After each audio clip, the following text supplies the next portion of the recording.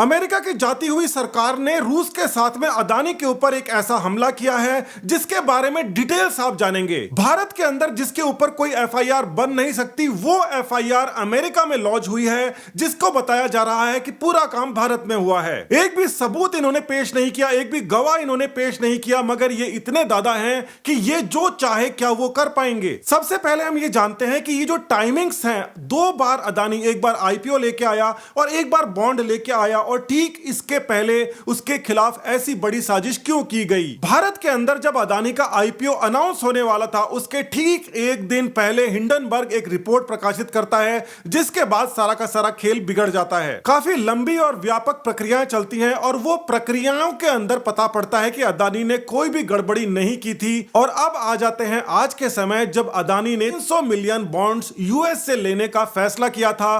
ठीक एक दिन पहले ही ये खबर प्रकाशित हुई थी। 20 नवंबर को यह खबर प्रकाशित होती है कि अमेरिका के अंदर अदानी बॉन्ड को इकट्ठा करेगा, और देखते ही देखते वो 3 गुना ज्यादा सब्सक्राइब हो जाता है। मतलब यूएस के लोग तैयार बैठे थे कि अदानी के अंदर इन्वेस्ट करना सबसे ज्यादा बेहतरीन है। ऐसा जब होता है, उसके ठीक अगले दिन एक चार्जशीट पेश हो जाती है अमेरिका के अंदर। यह चार्जशीट आपके सामने है। यह चार्जशीट बिल्कुल वैसी है कि आप कहीं पर भी जाके किसी के भी खिलाफ जाकर एफआईआर दर्ज करा दो। बेसिर फैर की एफआईआर, मतलब कोई सबूत तक नहीं, कोई क्राइम हुआ तक नहीं, उसके ऊपर एफआईआर और मार्केट को क्रैश करवा दो। अमेरिका के अंदर जो चार्ज गौतम अदानी के ऊपर लगे हैं वो ये है कि उन्होंने छिपाया है घूस देने का एक ऐसा प्रोग्राम जो कि वो करने वाले थे। किससे? इन्वेस्टर्स से। पिछली बार जब अदानी के ऊपर हमला हुआ था तो उनके ऊपर क्या चार्ज थे? उनके ऊपर ये चार्ज थे, उन्होंने इरेगुलरिटीज की है, और साथ ही के अंदर जो भारत का विपक्ष था वो ये कह रहा था कि प्रधानमंत्री के ये बिल्कुल नंबर 1 एलआई है, जिस प्रकार से कई सारे अखबारों के अंदर भी लिखा जाता है, और इसीलिए उनके काम धड़ल्ले से होते हैं। इस बात का मुद्दा बना था। मगर इस बार क्या है? बिल्कुल ऑपोजिट। इस बार उन पर चार्ज लगे हैं कि उन्होंने घूसखोरी का प्लान बनाया, वो भी भारत के गवर्नमेंट ऑफिशियल्स को देने का। भारत की मजदूर लेबर क्लास भी एक बात जानती है कि अगर आपके पास किसी बड़े आदमी का हाथ है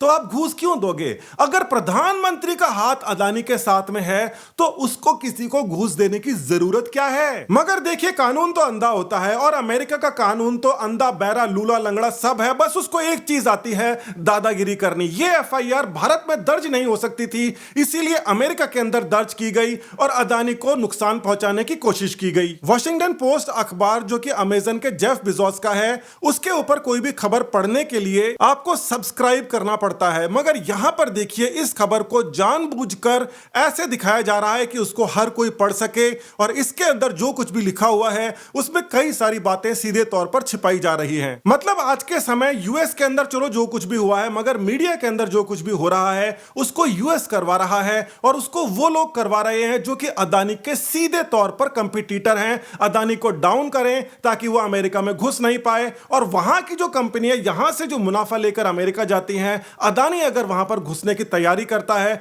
और वहां से अगर कुछ भी लेकर यहां पर आता है तो उसको पूरी तरीके से रोक दिया जाए, वो भी अभी ये जो करंट सरकार है उसके रहते। भारत के अंदर कई सारे मीडिया इस बात को कवर तो कर रहे हैं, और उसके अंदर वो बताने की कोशिश भी कर रहे हैं कि क्या क्या आपको इसके बारे में जानना चाहिए, मगर उनकी लिमिटेशन है। पहली लिमिटेशन तो मैं आपको बता चुका हूं, जो कि वो लिख नहीं सकते कि अगर इन केस अदानी के ऊपर प्रधानमंत्री का हाथ है तो उसको घूस देने की जरूरत क्या है। अखबार वाला लिख नहीं सकता, मगर आप और मैं समझ सकते हैं। दूसरा, ये डायरेक्ट ही देख लेता है, यूनाइटेड स्टेट्स की अटॉर्नी ऑफिस की वेबसाइट पे डायरेक्टली लिखा हुआ है, और उसके ऊपर जो चार्ज लगे हैं वो कह रहे हैं कि $250 मिलियन की घूसखोरी प्रॉमिस की गई इंडियन गवर्नमेंट ऑफिशियल्स को। मसला पूरा का पूरा इंडिया के अंदर हो रहा है, और भारत के अंदर घूसखोरी की कोशिश की जा रही है। यह बात यूएस को कैसे पता पड़ी, ये जानते हैं। यहां पर जो इंडिक्टमेंट है वो 8 लोगों के ऊपर इंडिक्टमेंट है, जिसके ऊपर अदानी और अदानी के बेटे और उसके अलावा भी कई सारे उनके नजदीकियों के नाम शामिल हैं। अब ये जो चार्जेस है, इसके अंदर इन्होंने बताया है कि मैकेनिज्म ऑफ ब्राइबरी स्कीम कैसा रहा है, किस प्रकार से उन्होंने पैसा देने की कोशिश की है, यानी कि पैसा देने का प्रॉमिस किया है। और ये केवल प्रॉमिस की बात है, यहां पर पैसा दिया नहीं गया, और सारा का सारा काम इंडिया में हो रहा है। हर एक पॉइंट जितने भी इसके अंदर दिए हुए हैं उनके अंदर सब जगह लिखा हुआ है इन और अबाउट, क्योंकि देखो इनके पास में डायरेक्ट इंफॉर्मेशन तो हो नहीं सकती, इसीलिए अंदाजे से इन्होंने बोला है कि तकरीबन इसके आसपास हुआ होगा, और वो टाइम भी बहुत लंबा है, अक्टूबर 21 से फरवरी 22 के बीच में। अब इस बात को आप ढंग से समझिए, भारत के अंदर किसी का भी फोन को ट्रैक करना, फोन को सर्वेलांस करना, यह सब के लिए भारत की सरकार की होम मिनिस्ट्री की परमिशन की जरूरत पड़ती है। यानी कि अगला जो आप बात देखने वाले हो उसके अंदर उनके हिसाब से होम मिनिस्ट्री से शायद इन्होंने परमिशन ली होगी। 52 नंबर पॉइंट के अंदर लिखा हुआ है कि अदानी ने अपने मोबाइल फोन का इस्तेमाल किया घूसखोरी की जो बारीकियां थी उनको ट्रैक करने के लिए, कि मतलब कहां तक ये पहुंची हैं आज तक। और बार बार शब्द को इस्तेमाल किया गया ऐसे करप्ट एफर्ट्स यानी कि घूसखोरी जो करी जाने वाली है इंडियन एनर्जी कंपनी की, जो कि हुई है दिल्ली इंडिया के अंदर, यानी कि अमेरिका में इसका कुछ नहीं है। या तो इनके पास में सेल फोन का सारा डाटा है, आपका और मेरा डाटा बिल्कुल सिक्योर नहीं है, यानी कि अमेरिका ये खुल के कह रहा है कि जो भी आईफोन वगैरह जितने भी हैं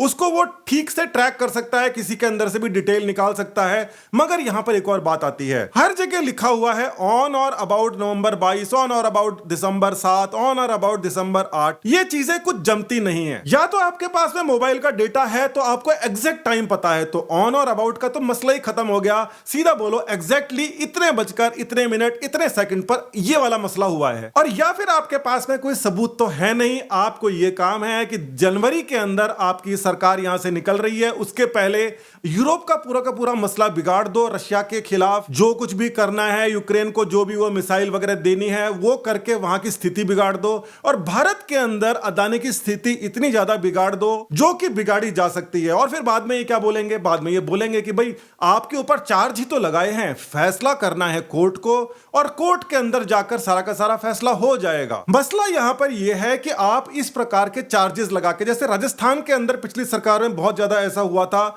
हमारे एक जानकार हैं उसके ऊपर 50 केस लगा दिए गए और उनको बोला गया कि भाई अगर ये दोषी नहीं होगा तो कोर्ट के अंदर जाके बरी हो जाएगा। और केस भी कैसे, ब्लैक एंड व्हाइट प्रिंटर को प्रोड्यूस करके बोला जाता है कि इससे कलर्ड नोट छापे जा रहे हैं। कानून के हिसाब से ये बात पता करने में उनको लग जाएंगे 3-4 महीने कि हाँ क्या ऐसा हो सकता है या नहीं हो सकता, कानून अंधा होता है, और तब तक उसको जेल में रखेंगे, और जिस दिन उसकी जमानत होने वाली होगी उसके 2 दिन पहले ऐसा ही एक सरफिरासा केस और डाल देंगे कि कानून अपना काम करेगा, अगर दोषी के पास में दोष नहीं है तो वो रिलीज हो जाएगा। साफ तौर से भारत के खिलाफ एक बहुत ही बड़ी कॉन्स्पिरेसी है, इससे कोई मना नहीं कर रहा। इसके पहले जो वो निखिल गुप्ता वाला केस था जिसके बारे में वीडियो बनाया जा चुका है कि अमेरिका के अंदर किसी को सुपारी दी गई $1 मिलियन की, और वो जो उसका एविडेंस दिखाया गया उसके अंदर $1-1 रुपए के नोट दिखाए जा रहे हैं। क्या बकवास है ये। और यहां पर एक ऐसी चार्जशीट पेश की जा रही है जिसके ऊपर एफआईआर भारत के अंदर भी नहीं बनेगी जब तक आप सबूत नहीं दोगे। आप मुंह उठा के किसी के भी खिलाफ एफआईआर नहीं कर सकते भारत में, मगर जाती हुई सरकार अपने एफर्ट्स को लगाकर यह काम कर सकती है। अमेरिका का पूरा मीडिया बड़े बड़े अरबपतियों के हाथ के अंदर है, और भारत के अंदर जो खासकर इंग्लिश मीडिया है उसके ऊपर उनका कंट्रोल है, और जो हिंदी वाले मीडिया हैं वो इंग्लिश वाले को देखकर लिखते हैं। इतने सारे सबूत जो आपने देखे हैं, ये कोई भी मीडिया वाला अभी आज से 5 दिन बाद भी आपको बता दे तो बताना। अपनी आंखें खुली रखो, अपने दिमाग का इस्तेमाल करो, सच को सच और झूठ को झूठ बोलना सीखो। नमस्कार, धन्यवाद, जय हिंद।